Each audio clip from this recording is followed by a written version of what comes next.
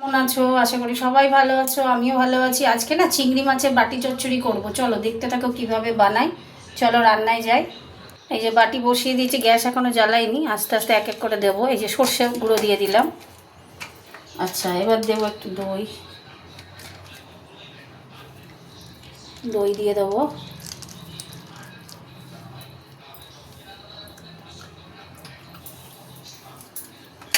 দিয়ে দিচ্ছি কাঁচা লঙ্কা,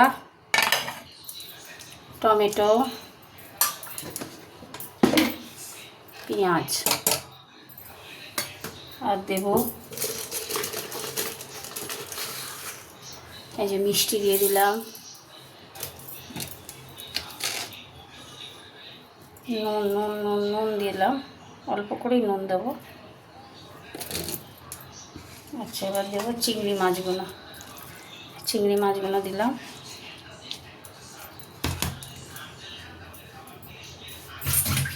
এবার দেবো সরিষার তৈল, সর্ষের তেল দিয়ে দিচ্ছি।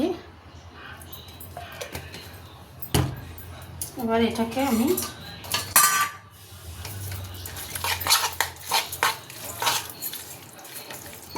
এই যে ভালো করে মাখাচ্ছি।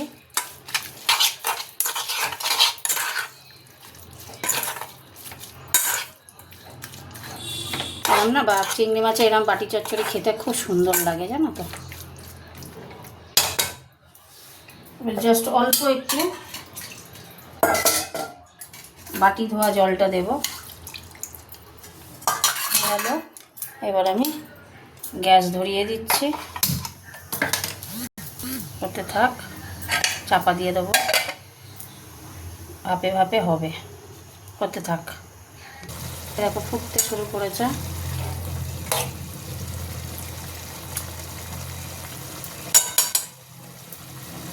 হতে থাক। কাঁচা লঙ্কা টমেটো একটু ঘেঁটে দেবো, তাতে ভালো টেস্ট আসবে। কাঁচা লঙ্কাগুলো একটু ঘেঁটে দিলে কি হবে, ঝাল ঝাল হবে। একটু ঘেঁটে দিচ্ছি।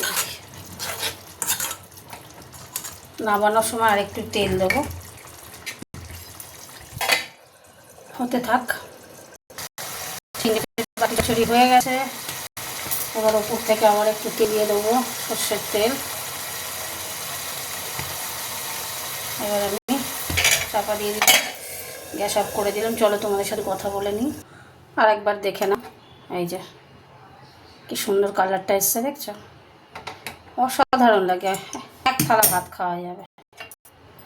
চাপা দিয়ে দিলাম, গ্যাস অফ করে দিয়েছি। চলো, কেমন করে বাটি চচ্চড়ি করলাম চিংড়ি মাছের, দেখলে তো? কমেন্ট করে জানাবে কিন্তু কেমন হয়েছে। খেতে খুব টেস্টি হয়, খুব।